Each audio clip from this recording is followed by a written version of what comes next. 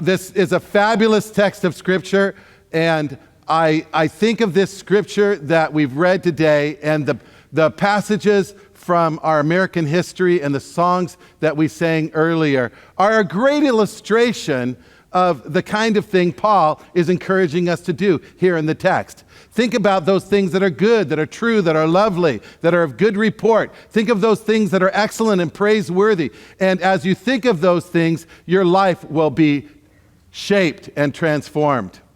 And so as we think of these things, I realize that in our culture, it's sometimes difficult to think of these things because we have a chatter of chaotic and challenging messages that we receive in our ears from culture, from media, from politics, from products, pushers that are trying to sell us things. And our ears are constantly bombarded with messages that can create in us, I think, a fair degree of anxiety. Have you ever noticed that? I have a friend that I called yesterday on the phone.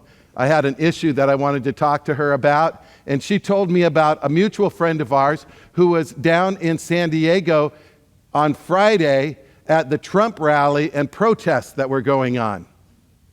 And there was a newsman that came up to her and said, "Would you like to be interviewed for TV?" And she said, "Sure."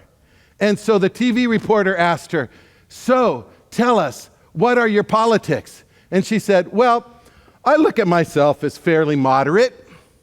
And he says, "Okay, sorry, we don't want to talk to you." Literally, that's what happened. He said, "We're looking for a chaos creator." Those were the reporter's words. There's plenty of voices that we get into our ears that just create chaos. And these words are in other ways prideful, hateful, fearful, create all those dreadful, deadly anomalies and maladies that we call the deadly sins. And they create anxiety in us. And Paul says, if you're hearing all these things, it can impact you. But he has a remedy for us. Instead of filling your mind with all this stuff, how about filling your mind with good things? Things that create peace and joy and love and all the fruits of the Spirit. And then he provides a prescription for us. And he goes through this list. And I'd like to go through this list together with you today that Paul shares. You know, the first thing he says is, whatsoever is true. Think on these things. How much do we as individuals value truth? And how much do we value it in our culture and in our own lives? I dare say that our culture has placed a prime priority more on our brand than what is true. When I was recently in Germany, I had some German folks come up to me and we were talking, and when they heard that I was from America, we'd get to chatting a little bit more, and invariably they would ask me about Volkswagen.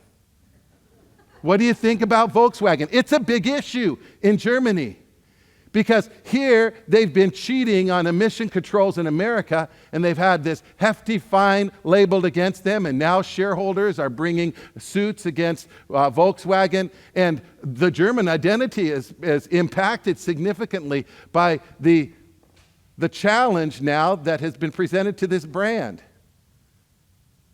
But folks, we're more than a brand. A company is more than a brand.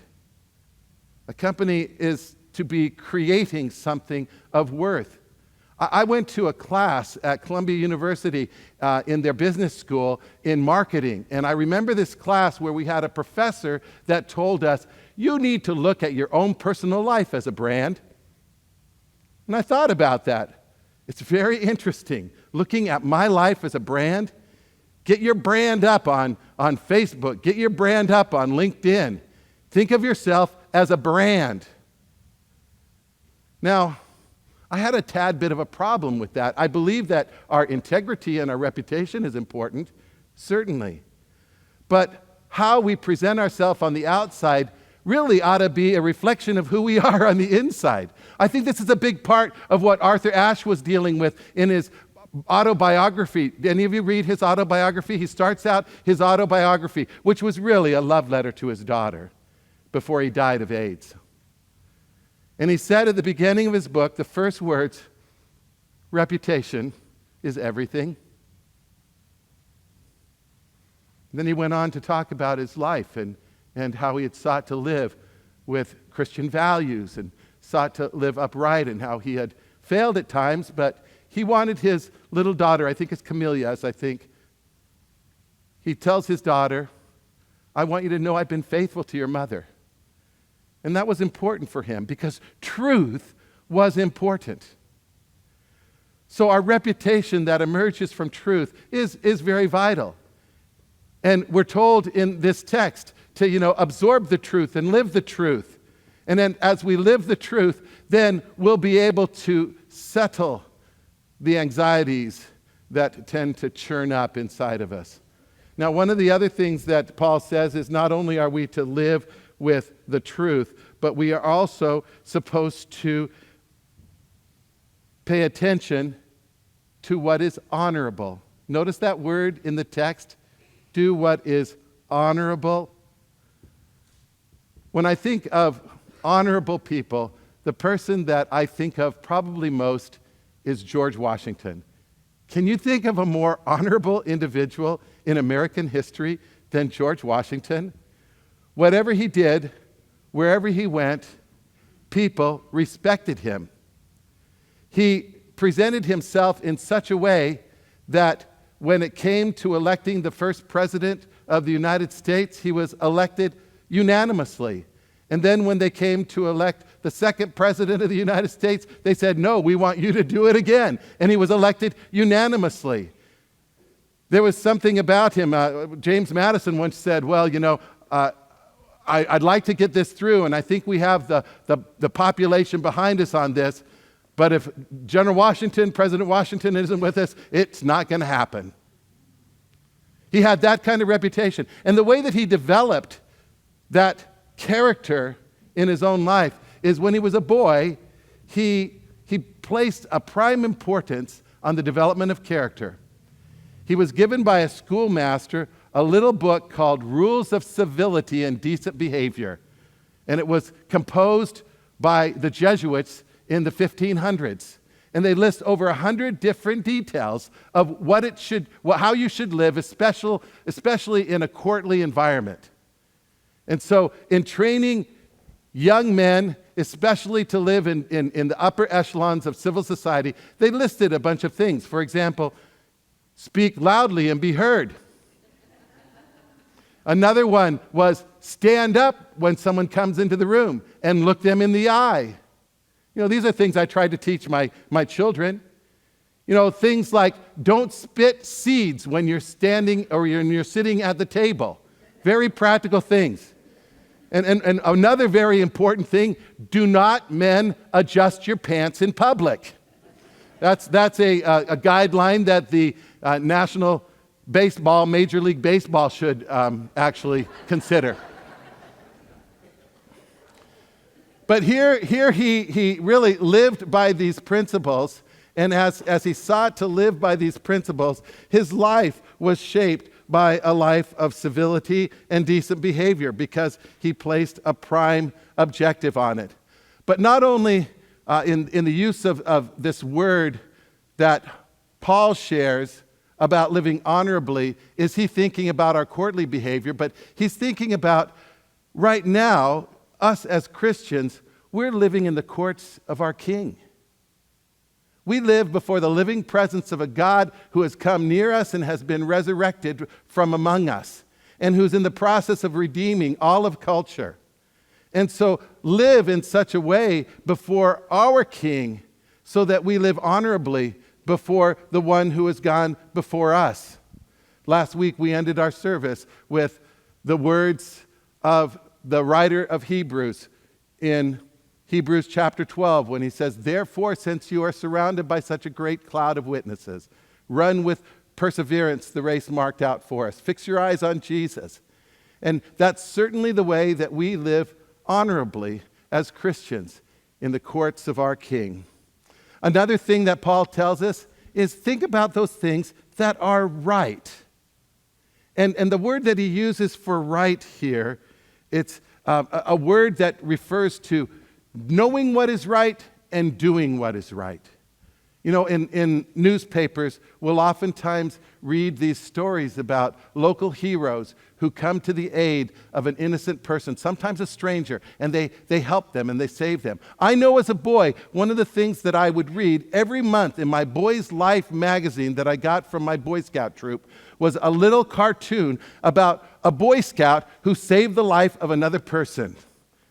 Any of you remember that from Boy's Life back in the day? It's do they still have those strips? I haven't seen a Boy's Life in a little while. But it's so wonderful to have that message of encouragement on really living a life in which we do what is right. Now, oftentimes you'll read a story about somebody that helps an individual in need. This past week I read about an individual who pulled somebody out of a burning building in Los Angeles this past week. And then there was on the news all these storms in the Midwest. God bless our fellow citizens in the Midwest with all the tornadoes, and now on the East Coast with the hurricanes.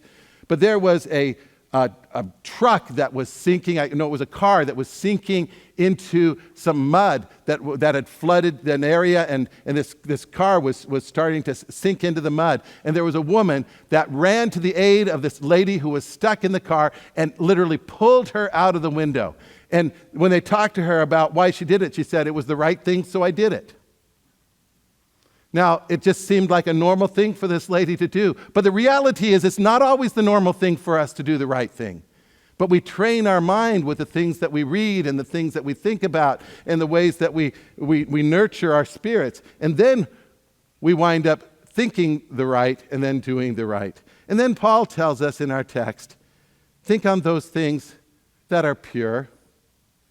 You know that word pure? It's from the word hagios, which is the word holy. You know, when I think of our culture today, we have such crassness in culture, in our political talk and debates, in our movies, on our sports fields, in all various different environments. There is such a crassness to our dialogue, even in our homes, in our conversations with one another. And the word pure is really a clarion call from our scriptures to think on those things that are pure and lovely, and then to reflect those things in the way that we talk to one another. And then our text tells us not only are we to think on those things that are pure and hear those things that are pure so that our walk is upright, but we are to listen to what is lovely. I love that word, lovely. You know, I mentioned to you that several weeks ago, my son Blake invited my wife Cindy down to San Diego. And one of the things that she did down there was to go to a business meeting and a party that they had celebrating the 3rd anniversary of this new business that they started. And all these people that my wife met said to her, I love your son Blake. He's such a lovely guy. And then she'd meet somebody else and they'd say, he's such a lovely guy. And then they'd say, he's such a lovely guy. She heard it all night long as she met different people. So Blake is just kind of known as this lovely guy. Well, Blake is kind of a big boy. He looks like he could be a tackle on a football team or a bouncer at a local San Diego bar. You certainly wouldn't want to bump into him in a dark alley. You might be scared. He's a big guy. And so, but he's lovely. He really is. And yet, when my wife was down there, he asked his girlfriend's family, mother and father, for their hand, for the hand of their daughter in marriage. And that was just really lovely. And then he invited me down on the night that he proposed. And so he proposed, and then Cindy and I were there for a proposal party, and that was a lot of fun.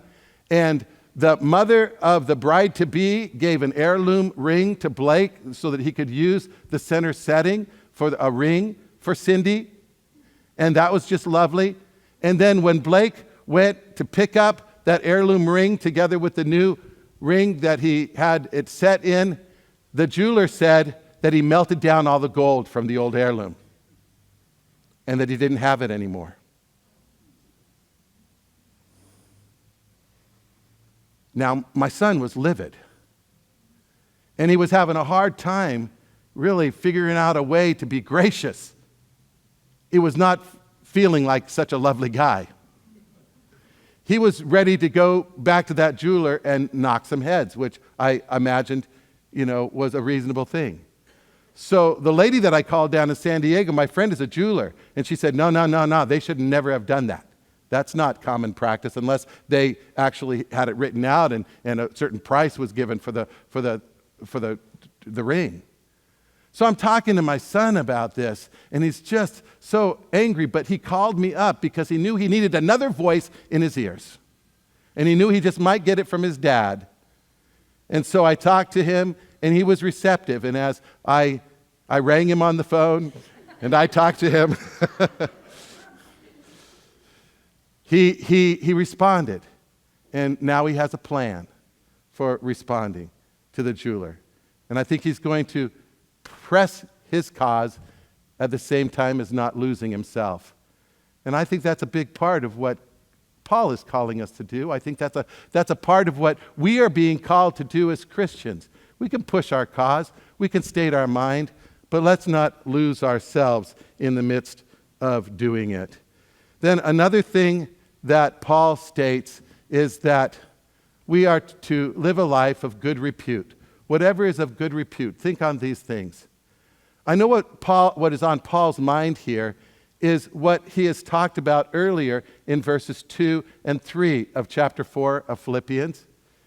There's a problem going on in that church in Philippi because in that church there's a woman named Euodia and another woman named Syntyche, and they're constantly quarreling with one another. They're bad-mouthing each other. It's a constant fight going on between these ladies. And Paul says, Clement, can't you get these guys to just be at peace with one another? And he affirms Clement for being a peacemaker, and he actually admonishes these ladies for being so quarrelsome and destroying the peace. When I think of this being Memorial Day, and I think about the kind of epitaph that could be written on my life that someone might read 2,000 years from now, I would hate for it to be, he was a quarrelsome fella. That's the way these two ladies are remembered. I'd rather be remembered like Clement. In fact, Clement was known as a peace-loving person. So one of our early fathers of the church and great theologians was named Clement. How many little girls are named Euodia and Syntyche? Not so much. So Paul is concerned that we would live a life of good repute and just think on these things of good repute.